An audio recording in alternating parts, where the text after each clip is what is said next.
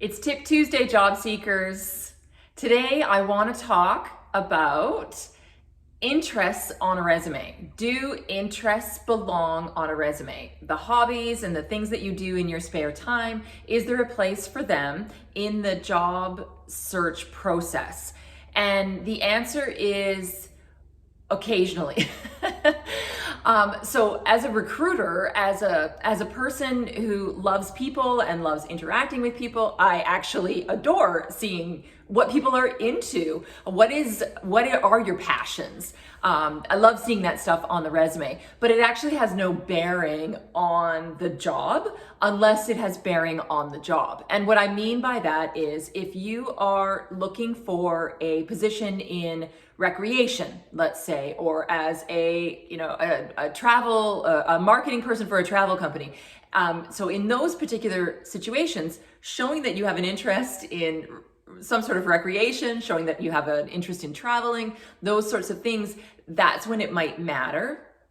The other time that using interests and hobbies or passions or whatever you want to call that heading on your resume, the other time that that's actually a good idea is when you're just starting out in your career and you want to sort of fill up the page, and because you don't have a lot of experience, it can actually help to sort of flesh out who you are as a person, because your resume will be a little light in terms of experience. But for those of you or those of us who have lots of experience, we've got a career under our belts and we're headed off to something new, interests actually don't really have a place on a resume so much. And the reason for that is because recruiters are human and we can see a resume and we can see an interest, and what can happen is we can create a bias around that interest.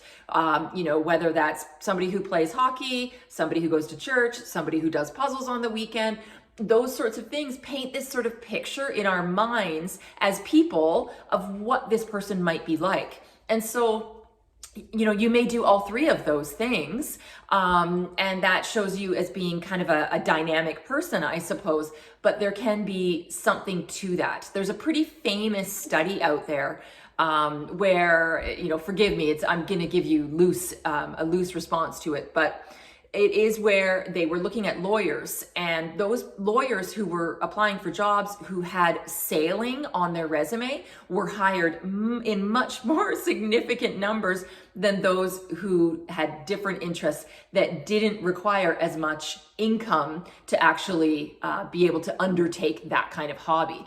So we want to be really careful when we include interests on our resume. Definitely, if you do decide to go for it, you want to make sure that you're, expressing yourself as a dynamic person. You want to express something that's physical. You want to express something that's cerebral. You're doing a little bit of thinking, something that's maybe community minded, something that's maybe family. So you want to make sure that you're, putting that impression of yourself out there that shows you as a well-rounded person. You wouldn't want to just list, hockey, soccer, baseball, basketball, right? You wanted to make sure that you would include other things. But in general, you can just go right ahead and leave it off. It is not necessary any longer.